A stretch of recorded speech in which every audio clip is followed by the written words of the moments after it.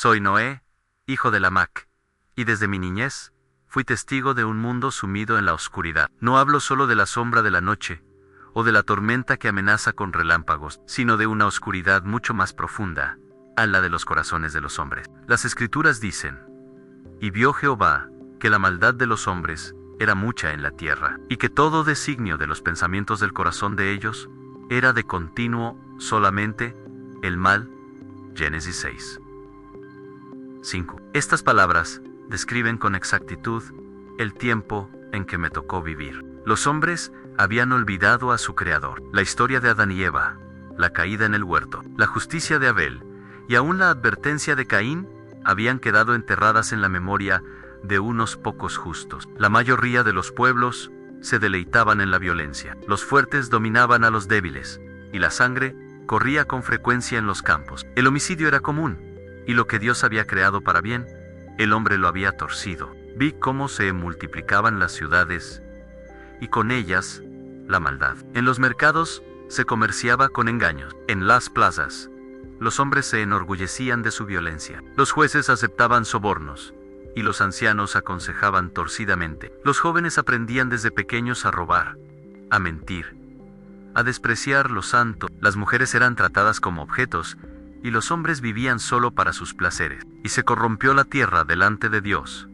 y estaba la tierra llena de violencia. Génesis 6 y 11. Yo lo vi con mis propios ojos. La injusticia no era la excepción, sino la norma. Se derramaba sangre inocente, y los clamores de los oprimidos parecían perderse en el aire. Las manos de los hombres estaban manchadas de sangre, y sus labios llenos de mentiras. No solo era la violencia, también la idolatría se había extendido. En lugar de adorar al Dios invisible, los hombres levantaban ídolos de piedra y de madera. Sacrificaban a sus propios hijos en altares falsos, convencidos de que así prosperarían sus campos y multiplicarían sus cosechas. Yo mismo vi altares donde el humo subía al cielo, no como aroma grato a Jehová, sino como hedor de pecado. Los gigantes de la tierra, los hombres de renombre, se enorgullecían de su fuerza. Tenían poder, pero lo usaban para oprimir y destruir. La soberbia los consumía. Y vio Jehová la tierra, y he aquí que estaba corrompida, porque toda carne había corrompido su camino sobre la tierra. Génesis 6 y 12. Nadie se libraba, ni ricos ni pobres, ni gobernantes ni siervos. Todos habían olvidado la justicia. En ese tiempo, caminar con Dios era un acto solitario. Muchos me miraban con desprecio cuando no participaba en sus fiestas de desenfreno, cuando me negaba a unirme a sus actos de violencia. Algunos se burlaban diciendo: a Noé se cree más santo que nosotros, y otros me acusaban de ser enemigo de la comunidad porque no seguía sus costumbres. Pero yo sabía que la senda ancha llevaba a la destrucción. Las familias estaban divididas, padres contra hijos, hermanos contra hermanos. El amor se había enfriado. Los hombres vivían solo para satisfacer sus deseos. Y aunque la paciencia de Dios había esperado por generaciones, el clamor del pecado se había vuelto insoportable. Vi cómo la corrupción se transmitía de generación en generación. Lo que los ancianos practicaban en secreto, los jóvenes lo hacían en público. Lo que antes era vergonzoso, ahora era motivo de orgullo. El bien era llamado mal, y el mal era celebrado como libertad. Era un mundo hermoso en apariencia, con montañas majestuosas, ríos caudalosos y campos fértiles, pero el corazón del hombre lo manchaba todo con su pecado. Cada día yo me preguntaba cuánto tiempo más soportaría el Señor tanta iniquidad. El aire mismo parecía cargado de violencia. El sonido de los cánticos ya no era de alabanza al Creador, sino de celebraciones de impureza. Las manos que Dios había creado para sembrar y cuidar, se usaban para destruir y matar. El fruto de la tierra, que debía compartirse con gratitud, era acaparado con egoísmo. Yo, Noé, fui testigo de esa maldad, y mi corazón se dolía. Pero también sabía que Jehová es justo, que no mira al hombre con indiferencia. Y se arrepintió Jehová de haber hecho hombre en la tierra, y le dolió en su corazón. Génesis 6. 6. Estas palabras muestran cuán profundo fue el dolor del Creador al ver cómo su obra se había pervertido. El juicio estaba cercano, aunque la gente no lo sabía. Yo podía sentirlo en mi espíritu. El mundo no podía continuar así para siempre. El Dios que había creado el cielo y la tierra no permitiría que la violencia reinara eternamente. En medio de aquella generación perversa, yo buscaba al Señor, encaminaba en oración, me apartaba del mal. Y aunque era difícil resistir a la corriente del pecado, sabía que la gracia de Dios me sostenía. Fue en ese contexto donde comenzó mi historia, la historia de un hombre común que halló gracia ante los ojos del Altísimo. Soy Noé, pero mi historia no empieza conmigo. Soy fruto de una larga línea de hombres que caminaron con Dios, aunque también heredé la sombra del pecado de mis antepasados. Comprender de dónde vengo es comprender también el propósito de mi vida. Desde pequeño escuchaba los relatos de mis padres y abuelos. Ellos hablaban de Adán y Eva, los primeros hombres, que fueron creados perfectos en el huerto del Edén, pero que por su desobediencia trajeron el pecado al mundo. Conocía la historia de la serpiente astuta, de la fruta prohibida y de cómo la vergüenza y la muerte entraron en la creación. Esa memoria nunca desapareció. Mi bisabuelo Matusalén vivió 969 años, y en sus labios aún se encontraba la sabiduría de generaciones antiguas. Él me contaba historias de su abuelo Enoc, un hombre que caminó tan cerca de Dios, que fue arrebatado sin ver la muerte. Caminó pues Enoc con Dios, y desapareció, porque le llevó Dios. Génesis 5 y 24. Ese relato era para mí un faro en medio de la oscuridad. Si un hombre pudo caminar con Dios en una generación corrupta, entonces yo también debía intentarlo. Mi padre Lamach también me habló del dolor que había en la tierra. Él mismo profetizó sobre mí cuando nací, diciendo: Este nos aliviará de nuestras obras y del trabajo de nuestras manos, a causa de la tierra que Jehová maldijo. Génesis 5 y 29. Yo era consciente de que había nacido con una misión, aunque no comprendía del todo cuál sería. De niño me intrigaba cómo la vida se transmitía de generación en generación. Mi linaje se remontaba a Set, hijo de Adán, aquel que fue dado en lugar de Abel, el justo que fue asesinado por su hermano Caín. Saber que venía de esa línea me llenaba de responsabilidad. No era cualquier herencia, era la herencia de los que habían invocado el nombre de Jehová desde el principio. Pero también conocía la otra parte de la historia. Mi padre me relataba cómo los descendientes de Caín se enorgullecían de sus logros. Inventaron instrumentos musicales, forjaron herramientas de metal, edificaron ciudades. Sin embargo, junto con ese progreso también multiplicaron la violencia, la poligamia y el desprecio por la vida. Mientras unos se dedicaban a honrar a Dios, otros se apartaban cada vez más de él. Recuerdo que mi abuelo me decía: Noé, en cada generación hay dos caminos, el de Caín y el de Abel, el de la soberbia y el de la justicia.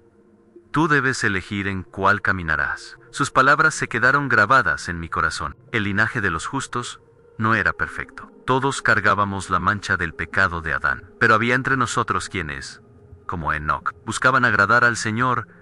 Yo aprendí que la gracia de Dios no se basa en lo que el hombre merece, sino en la misericordia de aquel que nos creó. A medida que crecía, me daba cuenta de que pocos mantenían viva la memoria de los primeros días. Muchos se burlaban de Adán, como si su historia fuera solo un mito. Otros decían que el jardín del Edén era un invento para asustar a los niños. Pero yo sabía que era real, porque mi bisabuelo había oído esos relatos directamente de quienes lo habían vivido. Era como recibir un testimonio directo de la creación. Pensar que solo unas pocas generaciones me separaban de los primeros hombres me hacía sentir la cercanía de Dios.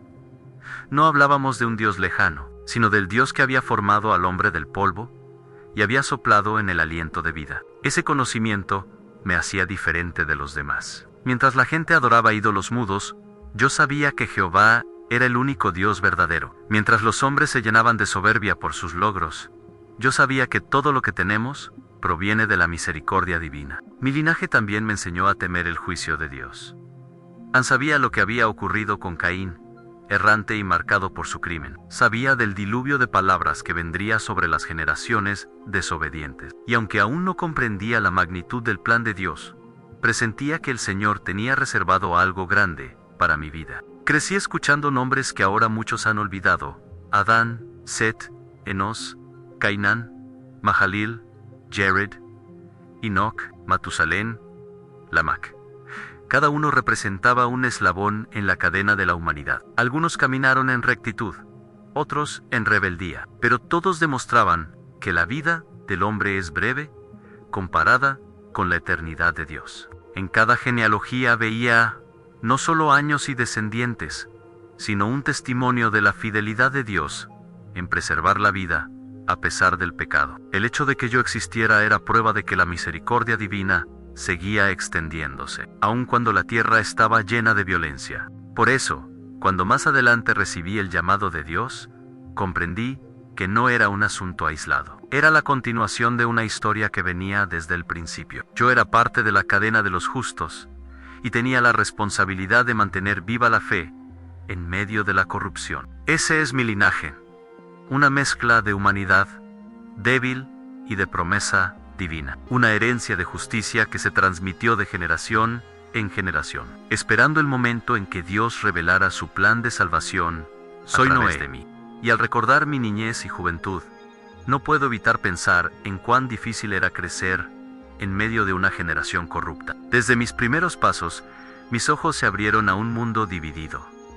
Por un lado, la creación de Dios, tan hermosa y abundante. Por otro, la decadencia moral de los hombres que habían olvidado al Creador. Mi padre Lamach me enseñaba desde pequeño a apartarme del mal. Él había visto con sus propios ojos cómo la violencia llenaba la tierra. Recuerdo sus palabras cuando me decía: hijo mío, no sigas el camino de los impíos. Muchos de nuestros vecinos han cambiado la gloria del Dios verdadero por ídolos inútiles. Tú buscas siempre caminar con Jehová, aunque debas hacerlo solo. Esas lecciones eran como semillas que poco a poco crecían en mi corazón. Mi madre, mujer de fe silenciosa, me mostraba con su ejemplo la importancia de la obediencia y la reverencia. Ella era quien me llevaba a orar en los momentos de temor, y quien me enseñó a levantar mis ojos al cielo cuando las dudas me invadían. Si hoy puedo decir que caminé con Dios, es en parte gracias a la fe sencilla de mi madre, que me mostró que servir al Señor no es cosa de sabios,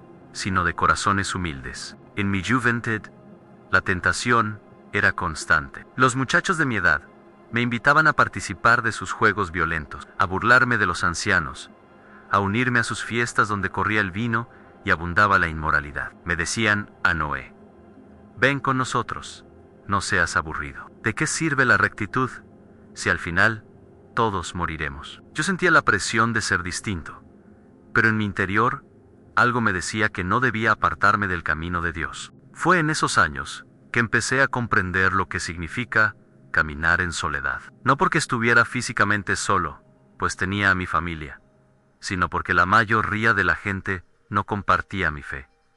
Sej diferenci, trai burlaos, y en mi juventud sufrí muchas. Algunos me llamaban el piadoso, otros el extraño, y algunos hasta me acusaban de creerse mejor que ellos. Pero yo no buscaba superioridad, solo buscaba obediencia. Había momentos de lucha interior. Veía cómo los hombres malvados prosperaban, cómo sus campos florecían y sus ganados se multiplicaban. Y me preguntaba: ¿vale la pena servir a Dios en medio de tanto pecado? Pero entonces recordaba las historias de mi linaje en Enoch, que caminó con Dios; Abel, cuyo sacrificio fue agradable; Set, que invocó el nombre de Jehová. Sus vidas eran recordatorios de que la fe nunca es en vano, aunque el mundo no la entienda. De joven también me gustaba observar la naturaleza. Me retiraba a los campos y me maravillaba al ver cómo el sol iluminaba la tierra, cómo los ríos corrían con fuerza, cómo los pájaros cantaban al amanecer. Allí,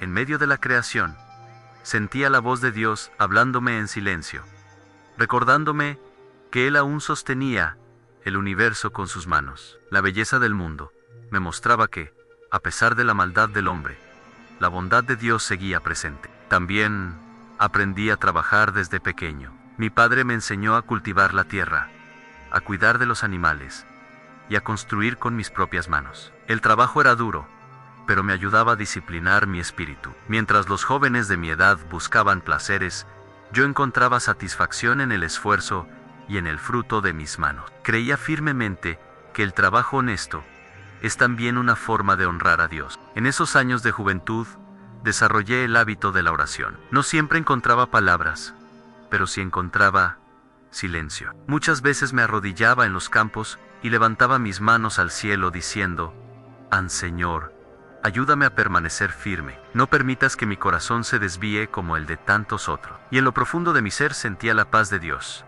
como un río que calmaba mis dudas. Un día, mientras regresaba del campo, vi a un grupo de jóvenes que maltrataban a un anciano. Se burlaban de él, le arrojaban piedras y reían a carcajadas. Yo me acerqué para defenderlo, y aunque no tenía la fuerza para enfrentarme a todos, levanté la voz y los reprendí.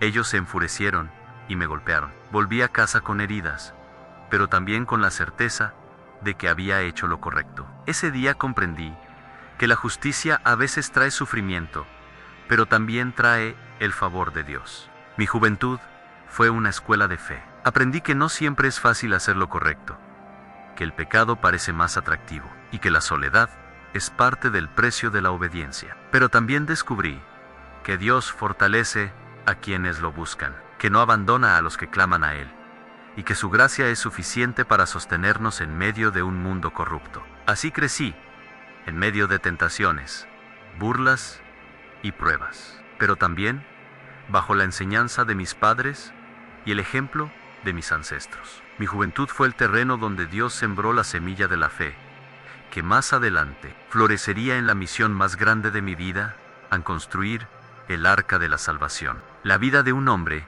no se sostiene solo con sus propias fuerzas. Dios, en su infinita sabiduría, dispuso que no era bueno que el hombre estuviera solo, y me concedió una compañera fiel para caminar conmigo en medio de la corrupción de nuestra generación. Mi esposa, cuyo nombre no se registra en las Escrituras, fue para mí una columna de apoyo y un bálsamo en tiempos de dificultad. Ella era una mujer piadosa, temerosa de Dios, y su fe sencilla me inspiraba. Mientras muchos se reían de mi manera de vivir, ella permanecía a mi lado, fortaleciendo mis manos y recordándome las promesas del Señor en las noches de cansancio. Cuando el trabajo del campo me había agotado y la soledad de la obediencia me pesaba, Él a mí decía: Jehová ve tu corazón, y Él no dejará sin recompensa la fidelidad de sus siervos. Su voz era como un susurro de esperanza que renovaba mi espíritu. El Señor nos bendijo con 3 hijos: Ansem,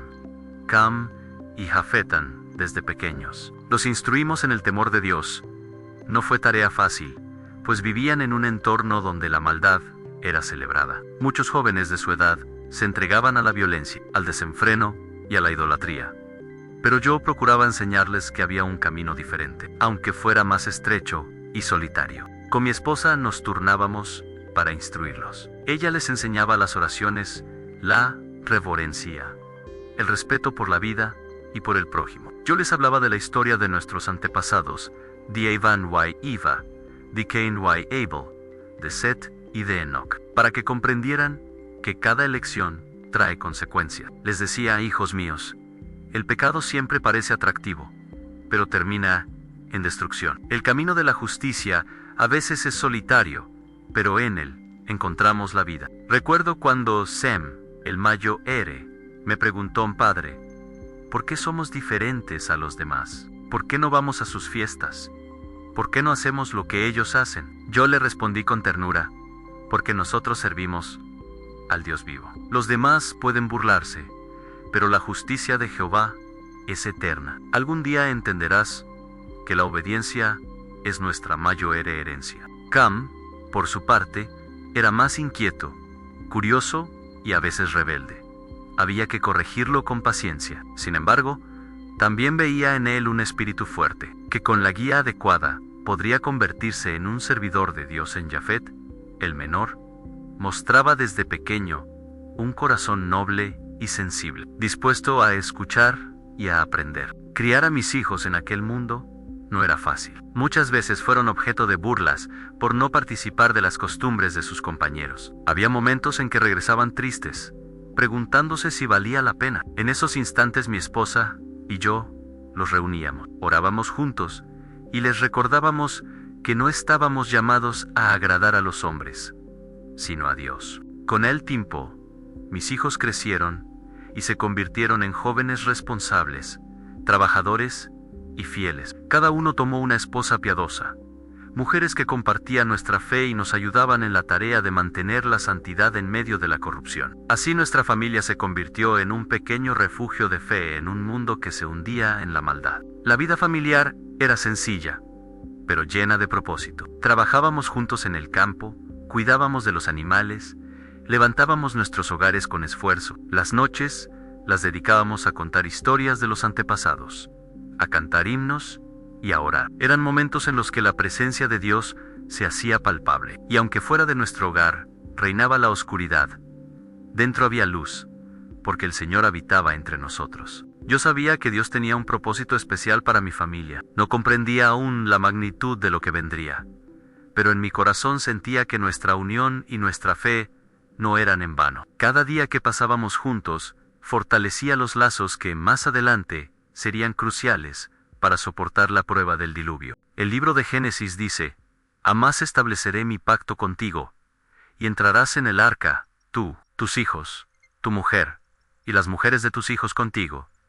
Génesis 6 y 18. Estas palabras que luego recibiría del Señor eran también un recordatorio de que la fidelidad de una familia entera puede ser instrumento de salvación. No se trataba solo de mí, sino de todos los que compartían mi fe y mi hogar. Con mi esposa aprendí lo que significa caminar juntos en la fe. Con mis hijos aprendí que la verdadera herencia no es la riqueza ni las tierras, sino la instrucción en la justicia. Y con mis nueras vi que Dios une a personas con un mismo propósito para llevar adelante sus planes. Nuestra familia fue como un pequeño arca antes del arca, un refugio de fe en medio de la tormenta de corrupción. Y fue en ese entorno de unidad, oración y trabajo donde Dios preparó nuestras vidas para la misión que transformaría no solo nuestro destino, sino el de toda la humanidad. Caminar con Dios nunca ha sido el camino de la multitud. Desde joven comprendí que seguir al Señor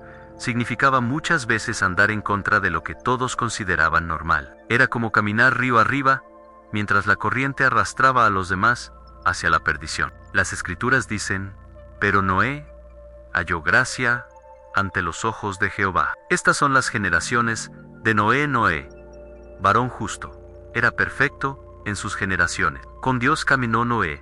Génesis 6, 8, -9. Estas palabras describen lo que fue mi vida en un mundo donde todos habían olvidado a Dios. Las Escrituras dicen: «Pero Noé halló gracia ante los ojos de Jehová».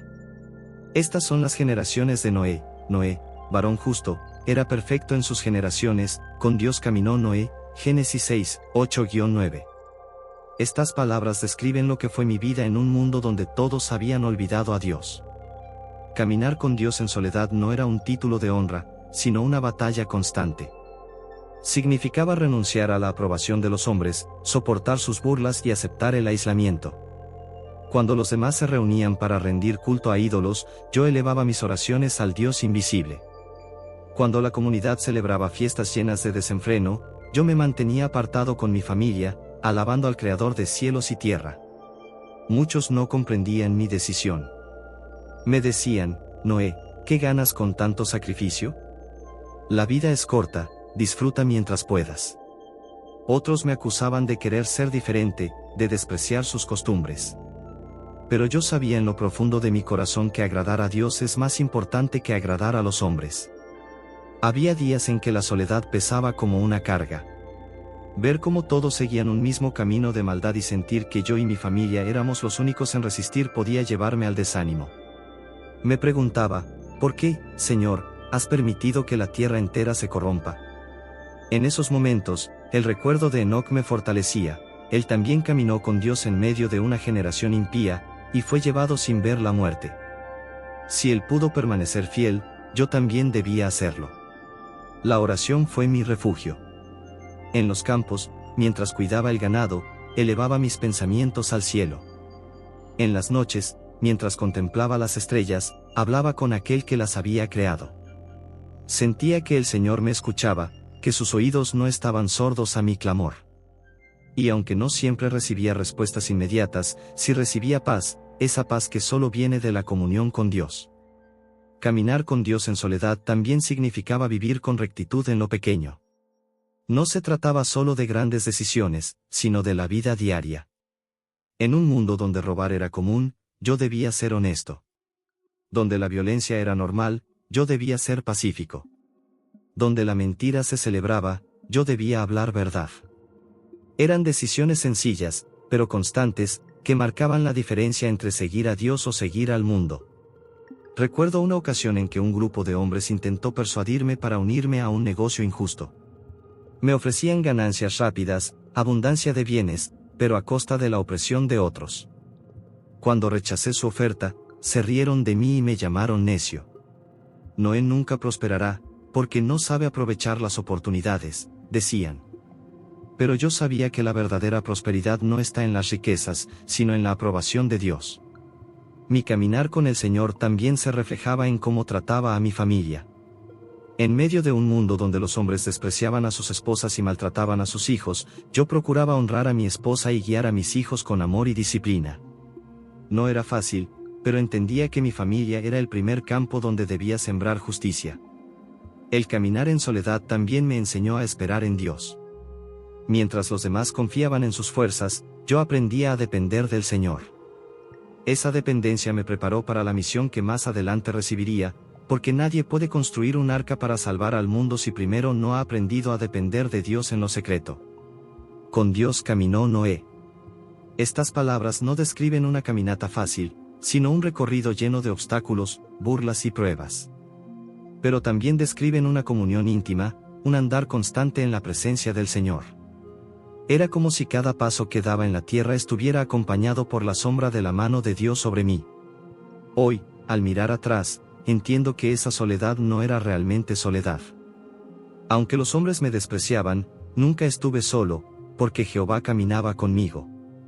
Y esa es la mayor compañía que un hombre puede tener.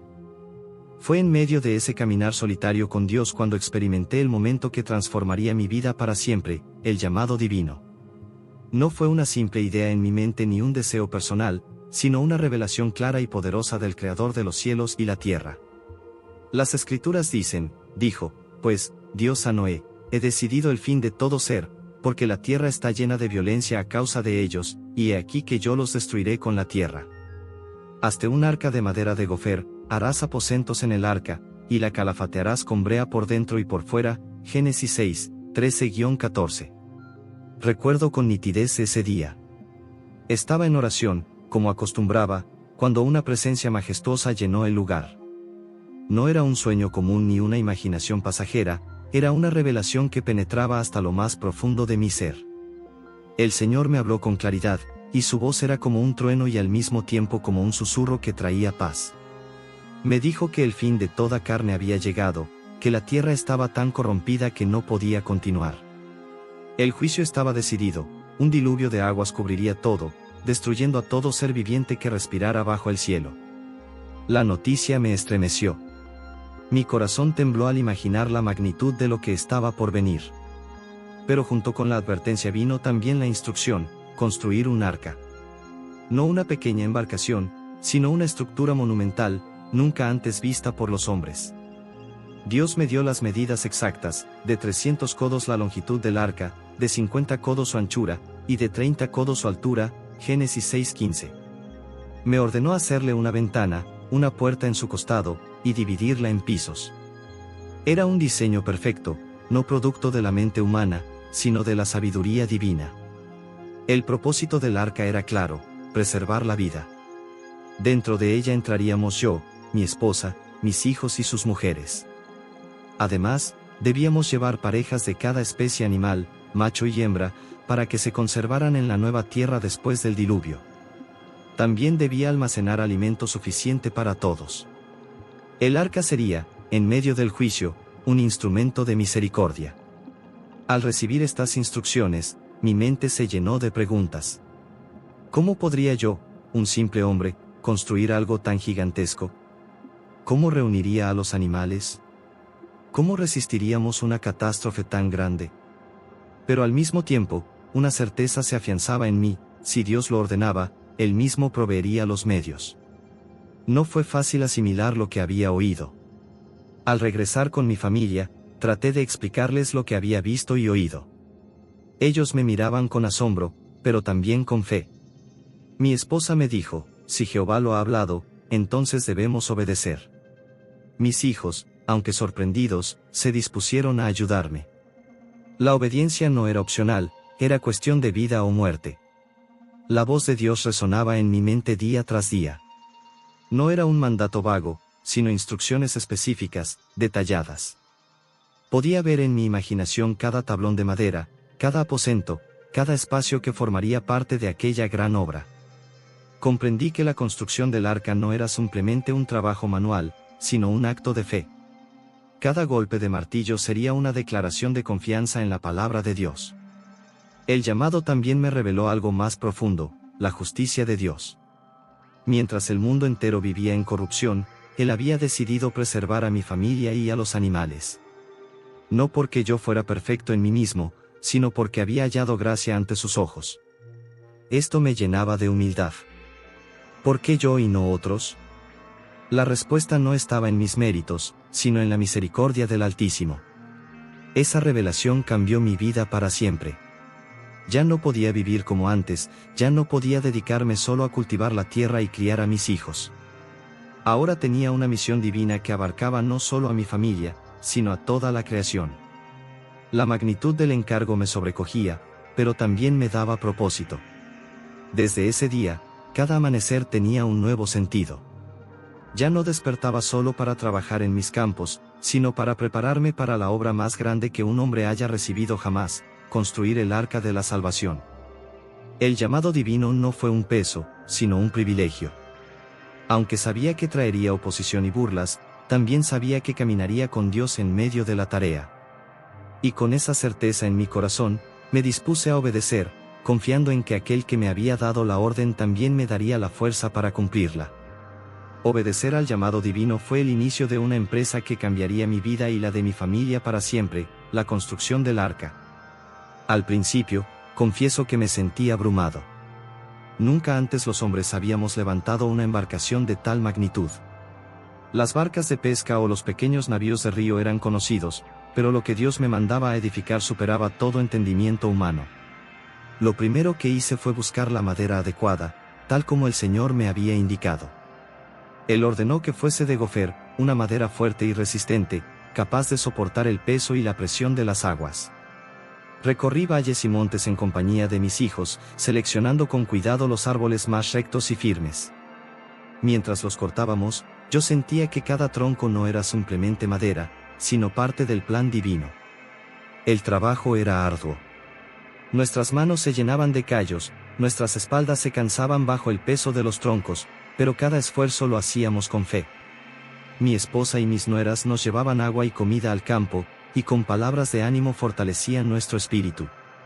En más de una ocasión, cuando el sol caía y el cansancio me vencía, escuchaba a mis hijos repetir: «Padre, si Dios lo ordenó, entonces terminaremos el arca». No tardaron en llegar las burlas de la gente. Vecinos y conocidos se acercaban a ver lo que hacíamos. Al principio, algunos observaban con curiosidad. Preguntaban: «¿Qué construyes, Noé? ¿Un granero, un palacio?». Cuando les respondía que era un arca para salvarnos del diluvio que vendría, las risas estallaban. «¿Diluvio? ¿Qué es eso? Nunca ha ocurrido algo así». Otros añadían: «Este hombre ha perdido la razón, un barco en tierra firme, ¿de qué le servirá?». Las burlas se transformaron en insultos. Algunos llegaron a llamarme loco, otros me acusaron de engañar a mi familia con falsas esperanzas. Pero yo recordaba las palabras del Señor: «Harás un arca», Génesis 6:14. Y esas palabras eran suficientes para mantenerme firme. Los primeros días fueron los más difíciles, porque apenas se levantaba la estructura. Las vigas parecían pequeñas en comparación con la magnitud del proyecto. Más de una vez sentí la tentación de desanimarme, de pensar que nunca lograríamos completarlo. Pero entonces recordaba que no trabajaba por mi propia fuerza, sino por mandato del Altísimo. Con paciencia comenzamos a organizar las piezas, la quilla, los costados, los primeros tablones. Era como ver nacer poco a poco una montaña de madera. Mis hijos trabajaban conmigo, cada uno desempeñando su parte. Sem se encargaba de las medidas y de la alineación de las piezas, Cam, más fuerte, levantaba los troncos más pesados, y Jafet, meticuloso, ayudaba a dar forma a los detalles. Yo supervisaba todo, pero también ponía mis manos en la obra. Mientras trabajábamos, enseñaba a mis hijos que cada clavo, cada tablón y cada esfuerzo eran actos de obediencia. Les decía, no trabajamos para los hombres, sino para Dios. Cada golpe de martillo es un testimonio de fe. Aunque el mundo se burle, nuestro trabajo es un altar de obediencia. Para sellar el arca, comenzamos a preparar betún y brea, tal como Dios había ordenado. Era un proceso largo, calentar, mezclar, aplicar capa por capa para impermeabilizar cada grieta. No queríamos dejar ningún espacio vulnerable, porque sabíamos que de la resistencia del arca dependería nuestra vida. Hubo noches en que nos sentábamos alrededor del fuego, exhaustos pero llenos de paz. Mi esposa nos recordaba las promesas del Señor, y juntos orábamos, pidiendo fuerzas para continuar. A veces yo abría mi corazón y les decía, hijos míos, no sabemos cuándo vendrá el diluvio, pero sí sabemos que vendrá. No permitamos que el cansancio o las burlas nos detengan. Jehová es fiel para cumplir lo que ha dicho. Los primeros trabajos del arca marcaron un antes y un después en mi vida. Ya no era simplemente un campesino o un padre de familia. Ahora era un siervo con una misión divina. Cada día, al ver la estructura levantarse poco a poco, mi fe crecía. Aunque el arca aún estaba lejos de completarse, en mi espíritu ya podía ver la salvación que Dios nos preparaba. Con el tiempo, los rumores se extendieron. En las aldeas cercanas hablaban de mí como del hombre del arca. Algunos venían solo para reírse, otros para discutir, y unos pocos, movidos por la curiosidad, me preguntaban si podían ayudar. Les explicaba lo que Dios me había dicho, pero la mayoría se marchaba incrédula. El mensaje del juicio parecía demasiado extraño para sus oídos endurecidos. Así comenzaron los primeros días de la obra. Lentos, pesados, llenos de oposición externa y de pruebas internas. Pero también llenos de gracia, porque cada tablón colocado era una señal de que Dios no nos había olvidado, sino que estaba preparando el camino de la salvación. El arca no se levantó en un día, ni en un año, ni siquiera en pocos años. Pasaron décadas enteras de esfuerzo constante, de sol a sol, en las que mi familia y yo dedicamos nuestras vidas a la obra que Dios nos había encomendado. En ese largo tiempo aprendí que la fe no se demuestra solo en momentos de fervor, sino en la constancia diaria, en la perseverancia frente al cansancio, y en la firmeza frente a la incredulidad de los hombres. La Escritura dice, por la fe Noé, cuando fue advertido por Dios acerca de cosas que aún no se veían, con temor preparó el arca en que su casa se salvase, Hebreos 11:7. Esa frase resume lo que fueron esos años, caminar en fe hacia algo que mis ojos no podían ver, pero que mi corazón sabía que vendría. Los días eran largos. Cada amanecer traía consigo nuevas tareas, talar más árboles, pulir tablones, levantar estructuras, aplicar brea. Mis hijos y yo trabajábamos hombro con hombro. A veces nos turnábamos para descansar, pero casi siempre estábamos todos comprometidos en la obra. Mi esposa y mis nueras se ocupaban de preparar los alimentos, cuidar a los animales que ya teníamos y mantener el hogar, porque sabíamos que cuando llegara el momento, todo debía estar listo. Con el paso de los años, el arca empezó a tomar forma. Desde lejos, la gigantesca estructura parecía una montaña levantada en medio del llano. Era imposible no verla. Quienes pasaban cerca se detenían, asombrados, pero pronto el asombro se transformaba en burla. Miren al loco de Noé, que lleva décadas construyendo un barco en tierra firme, gritaban. Otros decían, si este hombre ha pasado toda su vida en esa locura, ¿cómo podemos creer en lo que predica? A veces los insultos eran más hirientes que el cansancio físico. Había noches en que me sentaba bajo las estrellas y lloraba en silencio, preguntando al Señor, ¿hasta cuándo, Dios mío, hasta cuándo soportaré la burla de los hombres? Pero en medio de esas lágrimas, su presencia me consolaba.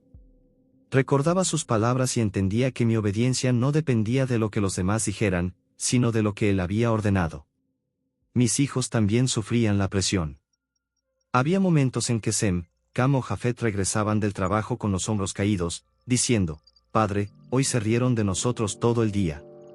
Entonces yo los reunía, orábamos juntos y les recordaba, no caminamos para agradar a los hombres, sino a Dios. Algún día verán que la palabra del Señor se cumple. El paso de los años también trajo desafíos prácticos. Mantener la madera en buen estado, reponer herramientas que se rompían, buscar nuevas fuentes de brea, todo era un reto. A veces la lluvia caía inesperadamente y nos obligaba a detener la obra por días. Otras veces la sequía hacía difícil encontrar alimento suficiente para todos. Pero cada obstáculo era una oportunidad para ver la provisión de Dios. Nunca nos faltó lo esencial. Con el tiempo, el arca se convirtió en un testimonio viviente. No solo era un barco gigantesco, sino un mensaje constante al mundo: el juicio vendría. Sin necesidad de palabras, la sola visión del arca predicaba. Era como una advertencia silenciosa de lo que se acercaba. Yo también hablaba, exhortaba a la gente a arrepentirse, a volverse al Dios verdadero. Pero pocos escuchaban. La mayoría se reía y se marchaba. En esos años aprendí a distinguir entre los frutos de la fe y los frutos de la incredulidad. La fe se ve en el trabajo constante, en la perseverancia aunque no haya señales visibles. La incredulidad se ve en la burla, en el desprecio por las advertencias, en el vivir solo para el presente sin considerar el futuro. Las décadas pasaron, y aunque mis cabellos se volvían blancos y mis fuerzas disminuían, el arca crecía firme, como testimonio de que Dios estaba con nosotros. Había días en que me miraba en el reflejo del agua de un río cercano y pensaba: he envejecido en esta obra, pero no he envejecido en mi fe. Porque aunque el tiempo avanzaba, mi confianza en el Señor solo se fortalecía. Finalmente, después de muchos años, pude contemplar la estructura casi completa. Era imponente, majestuosa, una obra que ningún hombre habría podido imaginar ni realizar sin la guía de Dios. Al verla, sentí un profundo gozo. No porque quisiera gloria para mí, sino porque comprendía que el plan del Señor estaba por cumplirse. Las décadas de trabajo me enseñaron que la perseverancia es el verdadero rostro de la fe. No basta con empezar bien, hay que continuar, aun cuando el camino sea largo y difícil. Y cada día que trabajábamos en el arca era un día más de gracia para los hombres, un día más en el que Dios les daba la oportunidad de arrepentirse. Pero ellos no escuchaban. Así pasaron esos años, entre trabajo, oración, burlas y esperanza. Y aunque el mundo no lo sabía, el tiempo de la paciencia de Dios estaba llegando a su fin. Después de décadas de trabajo y de soportar burlas, finalmente llegó el día en que el arca estaba lista. Su estructura se erguía como una montaña de madera, imponente en medio del valle.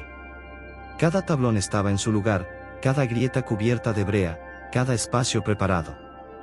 Entonces el Señor comenzó a cumplir la parte más asombrosa de su plan: la llegada de los animales. Las Escrituras dicen: de los animales limpios y de los animales que no son limpios, y de las aves, y de todo lo que se arrastra sobre la tierra, de dos en dos entraron con Noé en el arca, macho y hembra, como mandó Dios a Noé. Génesis 7, 8-9. No fue necesario que yo los buscara, ni que mis hijos salieran a atraparlos. La mano de Dios los guiaba. Desde los montes, desde los bosques, desde los campos y las praderas comenzaron a llegar, obedientes a la voz del Creador que los había formado. Ver aquello era presenciar un milagro viviente, un desfile de la creación caminando hacia su refugio. Recuerdo el primer día. Estábamos revisando las últimas partes del arca cuando escuchamos un sonido en la distancia. Al levantar la vista, vimos a un grupo de venados acercándose en perfecta calma, sin temor alguno.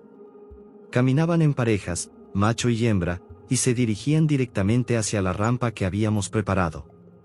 Poco después llegaron cabras, ovejas y bueyes. Todos avanzaban como si supieran exactamente a dónde iban. Con el paso de los días, comenzaron a llegar animales más grandes: elefantes, camellos, caballos. Su sola presencia estremecía la tierra, pero ninguno mostraba agresividad.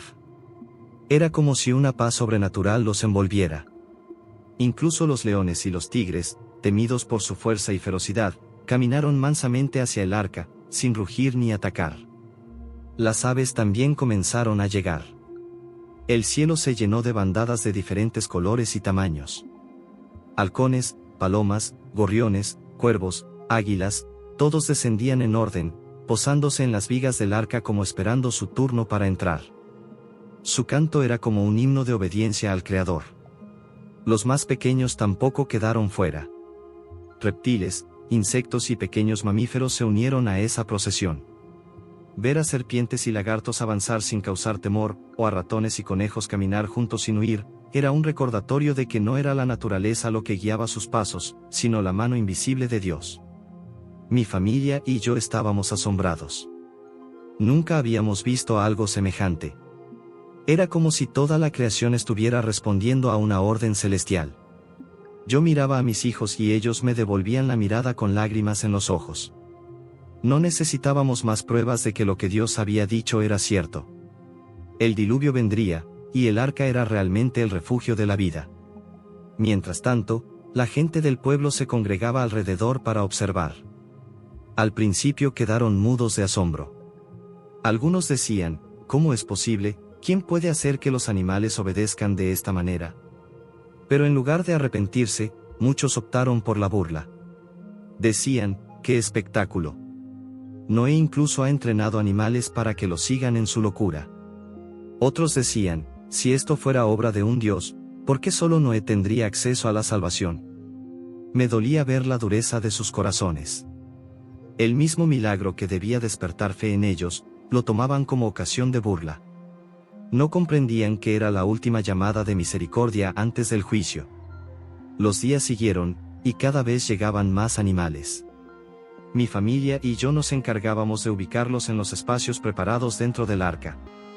Habíamos construido compartimentos, jaulas y divisiones según las instrucciones de Dios. Había un lugar para cada criatura, y sorprendentemente, todas se acomodaban sin resistirse. No hubo caos ni desorden, porque era Dios quien guiaba todo. Las provisiones también estaban listas. Habíamos almacenado grano, frutos secos, hierbas, carne seca y agua en grandes tinajas. Todo estaba calculado para sostenernos durante el tiempo que fuera necesario. Cuando veía los depósitos llenos, comprendía que Dios no solo nos había dado la advertencia, sino también la provisión. En esos días me sentí como un administrador de la vida. No solo debía velar por mi familia, sino también por cada ser que entraba en el arca. Cada ave, cada bestia, cada reptil era un recordatorio de que Dios no olvida a su creación, que en medio del juicio Él sigue mostrando misericordia. Finalmente, cuando todas las parejas estuvieron dentro, y el rugido de los animales se mezclaba con el canto de las aves y el murmullo de los insectos, supe que el momento estaba cerca. La obra estaba completa. El arca no era solo un barco de madera, era un santuario de esperanza, un testimonio viviente de la fidelidad de Dios. Y aunque afuera las burlas no cesaban, dentro de mí reinaba la certeza, el diluvio vendría, pero Dios había preparado un refugio para la vida. Cuando el último animal hubo entrado en el arca y las provisiones estuvieron en su lugar, el ambiente se llenó de un silencio solemne. Sabíamos que el tiempo de la paciencia de Dios estaba por concluir. Ya no quedaba nada más por hacer. El arca estaba lista, la creación había respondido al llamado del Creador, y ahora solo restaba esperar. Las Escrituras dicen, y aconteció que al séptimo día las aguas del diluvio vinieron sobre la tierra, Génesis 7:10. Aquellos 7 días fueron una prueba de fe tan grande como la misma construcción del arca. Recuerdo el primer día de espera. Entramos en el arca obedeciendo la voz de Dios. Adentro, todo estaba dispuesto con orden, los animales en sus compartimentos, las aves en sus lugares elevados, las provisiones almacenadas. Mi esposa y mis nueras acomodaban las cosas, mis hijos revisaban que todo estuviera seguro, y yo caminaba de un lado a otro, orando en silencio. Afuera, sin embargo, el mundo seguía igual. La gente reía, comía, bebía, se casaba y se daba en casamiento, como si nada fuera a suceder. Muchos se acercaban al arca para burlarse. Noé y su familia encerrados con animales, miren qué locura, gritaban. Otros apedreaban la madera, golpeaban las puertas, tratando de provocarnos. Pero nosotros permanecíamos dentro, en silencio, con el corazón puesto en Dios. Los animales, para nuestra sorpresa, estaban tranquilos. No hubo peleas ni alboroto. Era como si ellos también supieran que estaban bajo la protección divina. El rugido de un león se apagaba en un susurro, el bramido de un toro sonaba como una melodía lejana. El arca, aunque repleta de vida, estaba envuelta en una calma sobrenatural. El segundo y tercer día, la espera se volvió más difícil. El sol seguía brillando en el cielo, los ríos corrían tranquilos, la tierra no mostraba ninguna señal de catástrofe. En más de una ocasión, mi corazón fue tentado a dudar. Me preguntaba, ¿y si la lluvia no llega, y si todo esto ha sido en vano? Pero entonces recordaba la voz del Señor, tan clara como el día en que me habló por primera vez: harás un arca. Esa voz era suficiente para sostenerme. Al cuarto día, mis hijos comenzaron a inquietarse. Sem me dijo: Padre, la gente afuera nos grita sin cesar. Dicen que hemos perdido la razón, ¿hasta cuándo soportaremos? Yo le respondí: Hijo mío, mejor es sufrir un tiempo por obedecer a Dios que perder la eternidad por seguir al mundo. Mantente firme. El Señor cumplirá su palabra. El quinto y sexto día fueron de oración constante. Nos reuníamos en familia y clamábamos a Dios. Le pedíamos paciencia, le pedíamos fe, y sobre todo, le pedíamos que cumpliera lo que había dicho. Afuera, la gente se divertía más que nunca. Era como si el corazón del hombre se hubiera endurecido hasta el extremo. En lugar de temer, aumentaban sus pecados. Finalmente, llegó el séptimo día. Esa mañana, mientras el sol aún iluminaba el cielo, ocurrió algo que nunca olvidaré. Una sombra majestuosa cubrió la entrada del arca. Sentimos un viento suave, pero lleno de poder. Entonces, sin que ninguno de nosotros moviera un dedo, la puerta del arca comenzó a cerrarse. Era pesada, imposible de mover por fuerza humana, pero se cerró suavemente, como impulsada por una mano invisible. Las Escrituras lo confirman, y Jehová cerró la puerta tras él. Génesis 7:16. Ese acto fue más que un gesto físico, fue un sello divino. Dios mismo nos encerraba en su refugio, asegurando que nada podría arrebatarnos de su mano. Cuando la puerta se cerró, el bullicio afuera se intensificó. Muchos comenzaron a golpear la madera, gritando: Noé, ábrenos.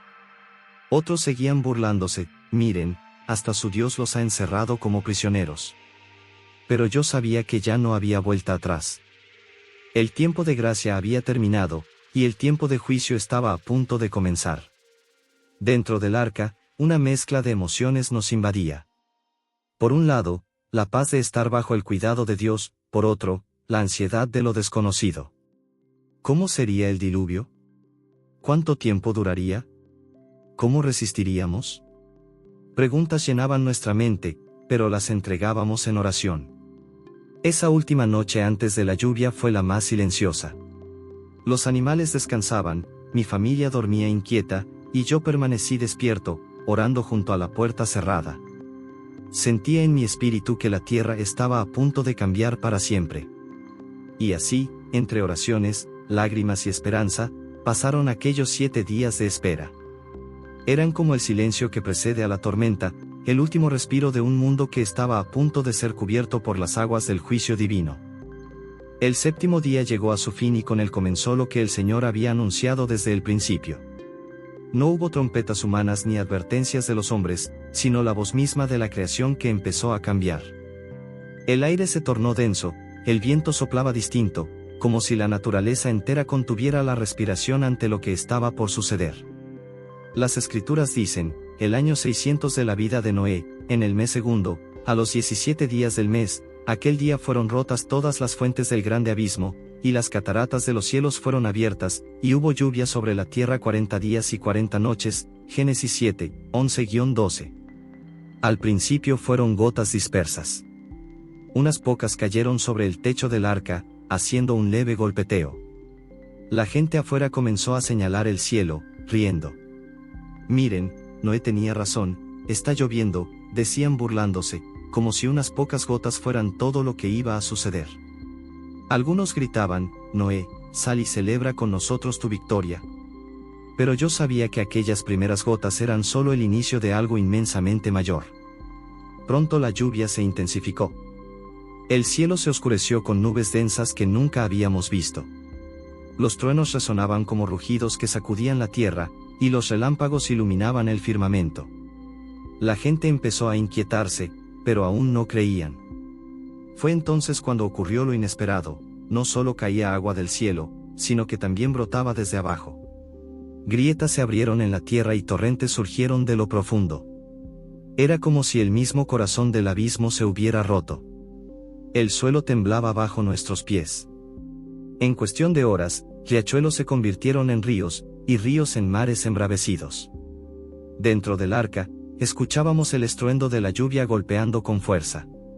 Los animales se inquietaban, pero milagrosamente no entraban en pánico. Mi familia y yo nos aferrábamos en oración, escuchando el rugido de la tormenta afuera. La madera del arca crujía bajo la presión, pero resistía, cubierta de brea como Dios había ordenado. Los gritos de la gente comenzaron a cambiar. Ya no eran burlas, sino clamor desesperado.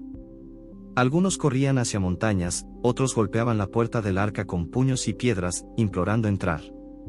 Escuchábamos voces gritar: Noé, sálvanos, déjanos entrar. Mis hijos, con lágrimas en los ojos, me miraban como pidiéndome abrir. Pero yo sabía que no estaba en mis manos. Dios mismo había cerrado la puerta. Mi corazón se desgarraba al escuchar a niños llorando, a madres implorar por sus pequeños, a hombres valientes suplicar por su vida. Pero el tiempo de gracia había pasado. No era crueldad de parte de Dios, era justicia. Durante décadas había advertido a través de mis palabras y del testimonio del arca, pero la humanidad había elegido reírse. Ahora ya era tarde. La lluvia no cesaba. Día y noche caía con una fuerza que jamás habíamos imaginado.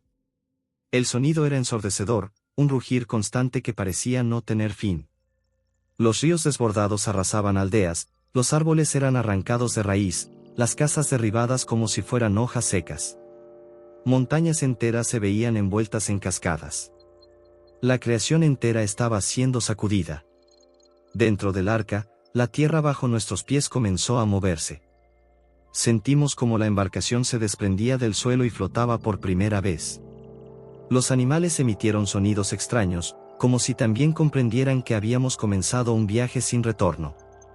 El vaivén del agua nos mecía con fuerza, pero el arca permanecía estable. Esa primera noche de diluvio fue la más aterradora de mi vida. Sentía el peso del juicio divino en cada gota de agua, en cada trueno, en cada rugido de la tierra. Pero al mismo tiempo, en medio del temor, había paz.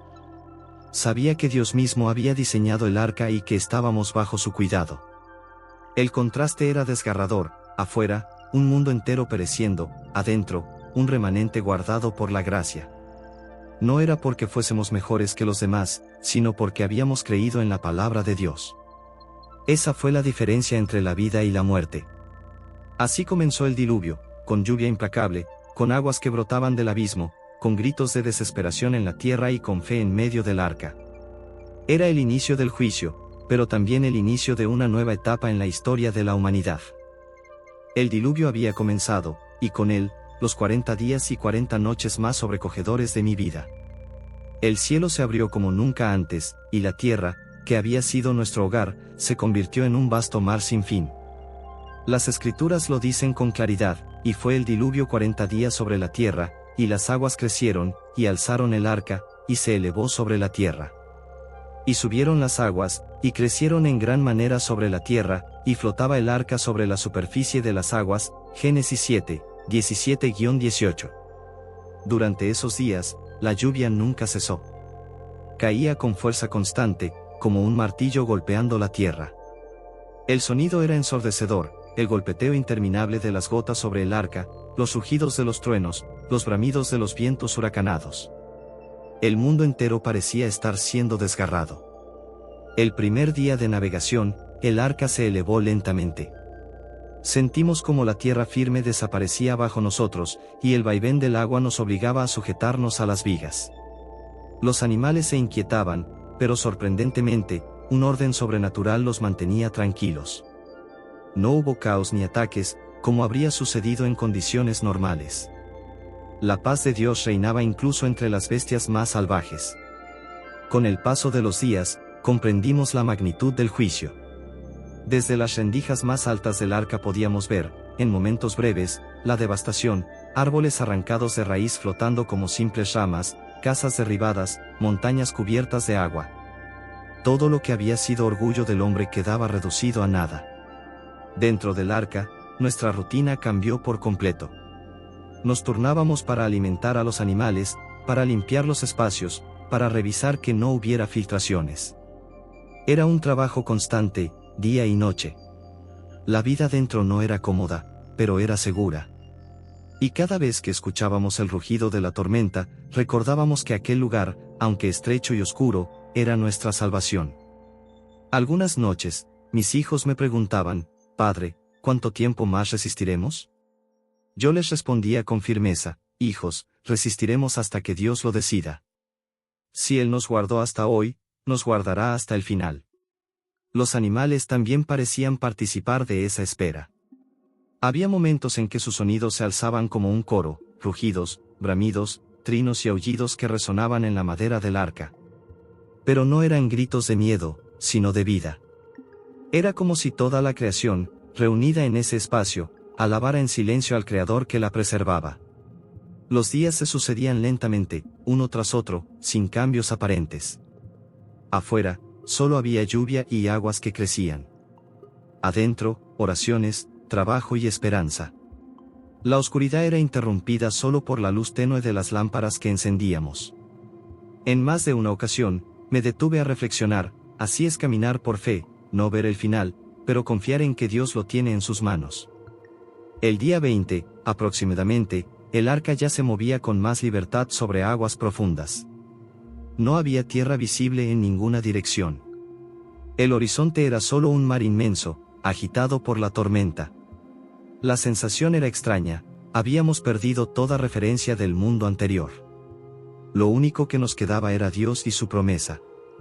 En esos días comprendí la profundidad de las palabras, mas el justo por su fe vivirá, Habacuc 2:4. No sobrevivíamos por nuestra fuerza, ni por nuestra sabiduría, sino porque habíamos creído en la palabra de Dios. El día 30, mi corazón se llenó de gratitud en medio de la tormenta. Reuní a mi familia y oramos juntos. Dije, hijos, miren a su alrededor. Todo ha desaparecido, pero nosotros estamos vivos. No olviden nunca que esto no es obra de nuestras manos, sino de la gracia de Dios.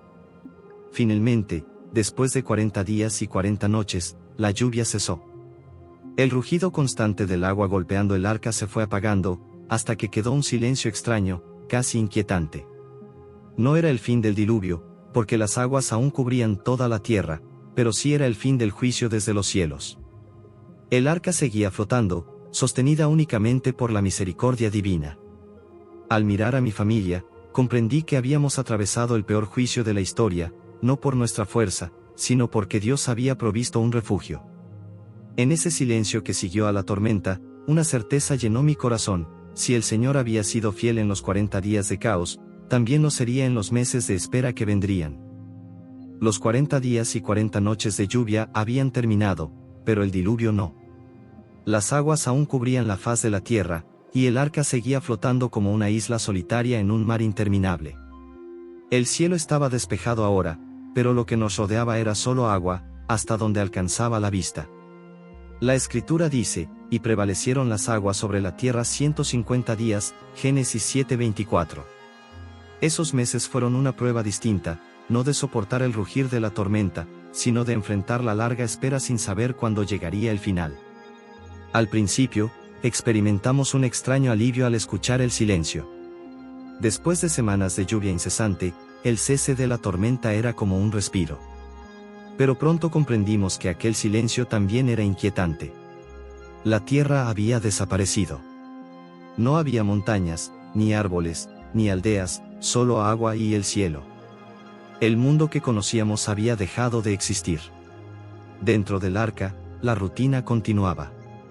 Nos organizamos para mantener el orden, alimentar a los animales, limpiar los espacios, revisar los depósitos de agua y alimento.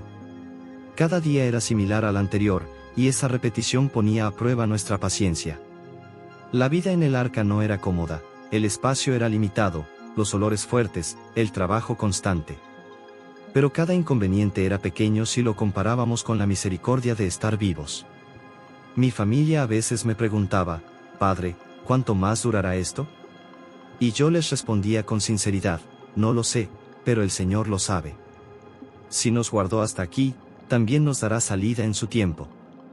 Afuera, las aguas seguían subiendo. Desde las pequeñas aberturas podíamos ver troncos flotando, restos de casas, y cadáveres de animales arrastrados por la corriente. Esa visión me recordaba la gravedad del juicio divino. Dios no había hablado en vano, la maldad del hombre había traído sobre sí misma esta destrucción. Con el paso de las semanas, el arca comenzó a asentarse más establemente en las aguas, como si la furia inicial hubiera cedido. Pero seguía sin haber tierra a la vista. Era como si estuviéramos suspendidos en medio de la nada, sostenidos únicamente por la promesa de Dios. En esos meses, nuestras conversaciones se llenaban de recuerdos del mundo anterior. Hablábamos de los campos que habíamos cultivado, de los valles y montes que habíamos recorrido, de las estaciones que ya no existían. Era como despedirnos de un mundo que había quedado atrás para siempre. Al mismo tiempo, soñábamos con lo nuevo que vendría. ¿Cómo sería la tierra cuando las aguas retrocedieran? ¿Cómo empezaríamos de nuevo? El tiempo en el arca también fue un tiempo de enseñanza. Aprendimos a depender completamente de Dios. No teníamos control sobre nada, ni sobre las aguas, ni sobre el viento, ni sobre el tiempo. Cada día era un acto de fe, una espera confiada en que Él cumpliría su palabra. Al cabo de 150 días, algo comenzó a cambiar. El arca dejó de moverse tanto. Una mañana sentimos un golpe suave, como si hubiéramos encallado en algo firme. Al asomarnos, comprendimos que habíamos reposado sobre los montes de Ararat. Fue un momento de esperanza. No veíamos tierra aún, porque el agua seguía cubriéndolo todo, pero el hecho de que el arca se hubiera detenido era señal de que el Señor estaba obrando. Las Escrituras lo confirman, reposó el arca en el mes séptimo, a los 17 días del mes, sobre los montes de Ararat, Génesis 8:4. Ese fue un día de gozo silencioso. No cantamos ni celebramos en voz alta, porque sabíamos que aún quedaba mucho por esperar, pero nuestros corazones se llenaron de gratitud. Dios estaba preparando el final. Durante los meses siguientes, seguimos esperando. Las aguas descendían lentamente, pero aún no lo suficiente como para salir. Era como si el Señor quisiera enseñarnos paciencia hasta el último momento. Cada amanecer era una lección, vivir no según nuestro reloj, sino según el tiempo perfecto de Dios. En esos meses de incertidumbre comprendí que la fe no solo se manifiesta en obedecer cuando Dios habla, sino también en confiar cuando Dios guarda silencio. Y en ese silencio, mi corazón aprendió a descansar en la certeza de que Él nunca falla. Los meses de incertidumbre habían sido largos, pero finalmente el Señor nos dio señales de que el fin del diluvio estaba cerca. La espera dentro del arca se había vuelto pesada, cada día parecía igual al anterior, y aunque agradecíamos la vida, deseábamos ver nuevamente la tierra firme. Fue entonces cuando el Señor me inspiró a enviar aves para probar si las aguas habían menguado. La Escritura lo relata así, y aconteció que al cabo de 40 días abrió Noé la ventana del arca que había hecho, y envió un cuervo, el cual salió, y estuvo yendo y volviendo hasta que las aguas se secaron sobre la tierra. Envió también de sí una paloma, para ver si las aguas se habían retirado de sobre la faz de la tierra, Génesis 8, 6-8. Primero envié un cuervo. Aquella ave negra salió volando con fuerza, y la observamos hasta perderla de vista. Durante días iba y venía, revoloteando sin encontrar descanso, porque aún había demasiada agua. Aquella visión me hizo reflexionar. El cuervo representaba la impaciencia, la búsqueda sin dirección. Volaba, pero no hallaba reposo. Así es el hombre cuando no espera en Dios, se fatiga en sus propios esfuerzos, pero no encuentra descanso verdadero. Después envié una paloma. Su vuelo era diferente, suave, delicado, como si buscara con esperanza un lugar limpio donde posar sus pies. Pero aquel primer intento fue en vano. La paloma regresó, cansada, y yo la recibí en mis manos. Sentí compasión por ella, y al mismo tiempo comprendí que aún no era tiempo. Esperé 7 días más, y volví a enviar la paloma. Ese día fue distinto. Al atardecer, mientras el sol caía sobre el horizonte de aguas interminables, vi que la paloma regresaba con algo en el pico. Al acercarse, Mi corazón saltó de alegría, traía una hoja de olivo verde. La vida había comenzado a renacer en la tierra. Aquella pequeña rama era más que un trozo de vegetación, era el símbolo de que Dios estaba restaurando la creación. Cuando mostré la hoja a mi familia, las lágrimas rodaron por nuestros rostros. Después de tantos meses de encierro y de aguas interminables, una simple rama nos trajo esperanza. Comprendimos que el juicio estaba terminando y que pronto pisaríamos tierra firme. Era como escuchar la voz de Dios que decía: «He aquí, hago nuevas todas las cosas». Esperamos 7 días más y envié de nuevo la paloma. Esta vez no regresó. Había encontrado un lugar donde establecerse, señal clara de que las aguas habían menguado lo suficiente como para que la vida continuara. Ese día mi corazón se llenó de paz. Supe que el final estaba cerca, aunque todavía debíamos esperar la instrucción de Dios. Los días posteriores fueron de expectación. Abrimos la ventana del arca y vimos que las cimas de las montañas ya se descubrían. El aire fresco entraba con fuerza, y las aves dentro del arca agitaban sus alas como si quisieran unirse a la libertad que había afuera. Mis hijos se asomaban con ansias, y yo les decía: «Pronto saldremos, pero debemos esperar la orden del Señor». Esos momentos me enseñaron una lección eterna: la esperanza siempre llega en el tiempo de Dios.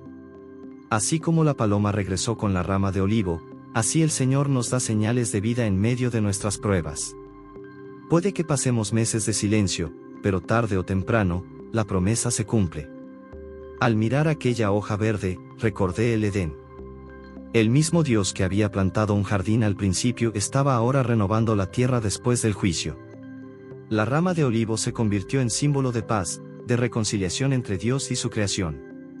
Y entendí que no solo comenzaba un nuevo mundo, sino también una nueva oportunidad para la humanidad de caminar en justicia. En esos días mi oración era constante: Señor, que al salir no olvidemos tu misericordia. Que no repitamos los pecados que trajeron este juicio. Que esta nueva tierra sea un lugar donde tu nombre sea honrado.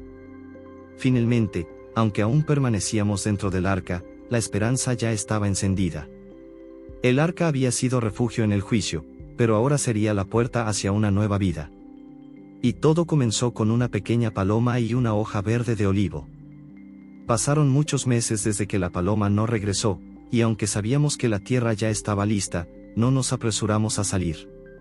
Esperamos pacientemente hasta que Dios mismo nos dio la orden. Aprendimos que la vida no debía guiarse por la impaciencia humana, sino por la voz divina. Las Escrituras dicen: «Y habló Dios a Noé, diciendo: Sal del arca tú, y tu mujer, y tus hijos, y las mujeres de tus hijos contigo. Todos los animales que están contigo de toda carne, de aves y de bestias, y de todo reptil que se arrastra sobre la tierra, sacarás contigo, y vayan por la tierra, y fructifiquen y multiplíquense sobre la tierra». Génesis 8, 15-17. Ese día fue solemne. Abrimos la puerta que Dios había cerrado tiempo atrás, y una ráfaga de aire fresco inundó el interior. Los animales comenzaron a agitarse, como si supieran que la libertad los esperaba. Cuando descendimos del arca, nuestros pies tocaron tierra firme después de más de un año. El suelo estaba húmedo, blando, pero era suelo. Caímos de rodillas y besamos la tierra con gratitud. Los animales salieron en orden, tal como habían entrado. Vi a las bestias correr hacia los campos, a las aves levantar vuelo con fuerza renovada, a los pequeños reptiles escabullirse en la hierba fresca. Era como presenciar un segundo acto de la creación. La vida se expandía de nuevo, cumpliendo la palabra del Señor: fructificad y multiplicaos. Mi primera acción fue levantar un altar. No podía dar un solo paso en esta nueva tierra sin antes agradecer al Dios que nos había guardado. Tomé de los animales limpios y de las aves puras, y ofrecí holocausto sobre aquel altar. El humo subió al cielo como un aroma de gratitud. La Biblia dice: «Y percibió Jehová olor grato, y dijo Jehová en su corazón: no volveré más a maldecir la tierra por causa del hombre, porque el intento del corazón del hombre es malo desde su juventud, ni volveré más a destruir todo ser viviente, como he hecho». Génesis 8:21. Ese día Dios estableció un pacto conmigo y con toda la creación. Prometió que nunca más destruiría la tierra con aguas de diluvio. Y para sellar esa promesa, colocó en el cielo un signo glorioso: el arco iris.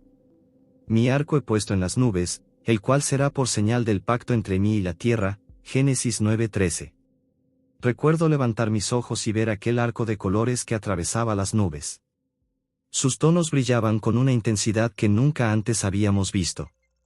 Era como si el cielo mismo se hubiera vestido de esperanza. Lloramos al contemplarlo, porque comprendimos que era la señal del amor y la fidelidad de Dios. El arco iris no era solo un fenómeno hermoso, era un recordatorio eterno. Cada vez que la lluvia cayera, recordaríamos que Dios había prometido no destruirnos de nuevo de esa manera. Era una señal de misericordia en medio del juicio, un puente entre el cielo y la tierra. Ese pacto no fue solo para mí y mi familia, sino para todas las generaciones. Dios dijo: estableceré mi pacto con vosotros, y no exterminará ya más toda carne con aguas de diluvio, ni habrá más diluvio para destruir la tierra. Génesis 9:11. Era una promesa universal, un compromiso del Creador con su creación. En ese momento entendí que nuestra misión iba más allá de sobrevivir. Éramos los nuevos guardianes de la tierra, los encargados de repoblarla, de cuidarla, de enseñarle a las futuras generaciones que la misericordia de Dios es tan real como su justicia. El diluvio había limpiado la tierra, pero ahora nos correspondía a nosotros caminar en obediencia para no repetir los errores del pasado. La nueva tierra olía a vida. Los ríos fluían frescos, las plantas reverdecían, y los campos se extendían como lienzos esperando ser cultivados. Era un mundo nuevo, un inicio que no debíamos desperdiciar. Cada paso que daba en aquel suelo me recordaba la gracia de haber sido elegido no por mis méritos, sino por la bondad de Dios. Esa noche, mientras el arco iris aún brillaba en el horizonte, reuní a mi familia y les dije: hijos míos, nunca olviden lo que hemos vivido. Esta tierra es un regalo, y este pacto es un recordatorio de que Dios es fiel. Caminemos en justicia, obedezcamos su voz, y enseñemos a nuestros descendientes a honrar al Señor. Así como el arco une el cielo y la tierra, que nuestras vidas unan nuestra obediencia con la gracia de Dios. El arco iris fue, y sigue siendo, para mí, un símbolo eterno.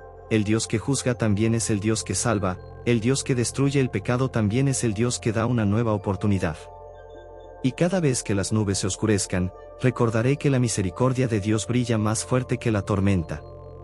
Ahora que los años han pasado y mis cabellos se han cubierto de canas, miro atrás y recuerdo todo lo que el Señor hizo conmigo y con mi familia. Mi vida ha sido marcada por un antes y un después del diluvio. Y aunque aún siento dolor por aquellos que perecieron, mi corazón se llena de gratitud al saber que Dios nos preservó para ser los portadores de una nueva humanidad. A veces me pregunto por qué Dios me eligió a mí. Yo no era perfecto, pues también tengo debilidades. Pero la Escritura dice: pero Noé halló gracia ante los ojos de Jehová. Génesis 6:8. No fue por mis méritos, sino por la gracia divina. Esa es la verdad que deseo transmitir a mis descendientes: la salvación no se gana, se recibe como un regalo del Dios misericordioso. El diluvio me enseñó que la justicia de Dios es real.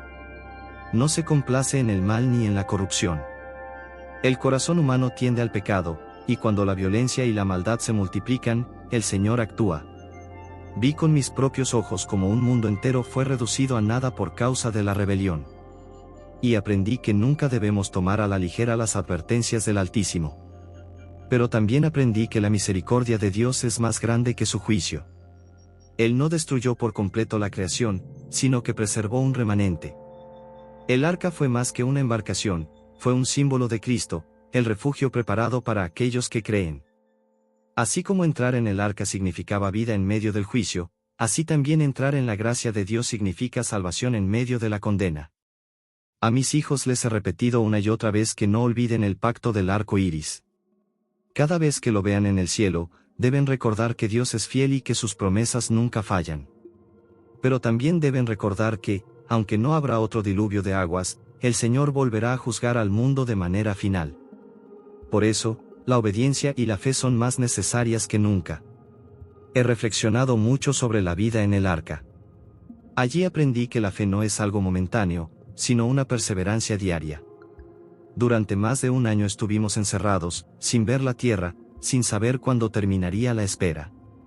Fue la confianza en Dios lo que nos sostuvo. La fe no siempre elimina la incertidumbre, pero nos da la fuerza para atravesarla. También he comprendido la importancia de cuidar la creación. Dios nos encomendó nuevamente multiplicarnos y llenar la tierra, pero no para corromperla como antes, sino para preservarla. Cada árbol, cada río, cada criatura es un testimonio del poder de Dios. No debemos destruir lo que Él ha dado, sino administrarlo con sabiduría. Hoy, mientras veo a mis nietos jugar sobre la hierba fresca de esta tierra renovada, me maravillo de la bondad divina. Ellos no conocieron el mundo anterior ni el rugir del diluvio. Crecen bajo cielos limpios, sobre una tierra nueva. Y mi deber es enseñarles que este mundo no es nuestro, sino de Dios, y que debemos vivir conforme a su voluntad. El diluvio nos dejó muchas lecciones. Me enseñó que la obediencia salva, incluso cuando parece locura. La paciencia es necesaria para ver cumplidas las promesas. La gracia de Dios es suficiente para sostenernos. El pacto de Dios es eterno y fiel. Y, sobre todo, me enseñó que Dios siempre tiene un plan de restauración. La humanidad fracasó, pero Él no renunció a su creación. Nos dio un nuevo comienzo, y cada amanecer en esta tierra renovada me recuerda que siempre hay esperanza en Él. A los que vengan después de mí, quiero dejarles este legado: caminen con Dios, aunque el mundo entero se aparte. No teman ser diferentes, no teman obedecer cuando todos se burlen. El día vendrá en que la fe será recompensada y la obediencia será vindicada. El arca fue mi historia, pero cada generación tiene su propio arca, un lugar de refugio en la obediencia a la voz de Dios.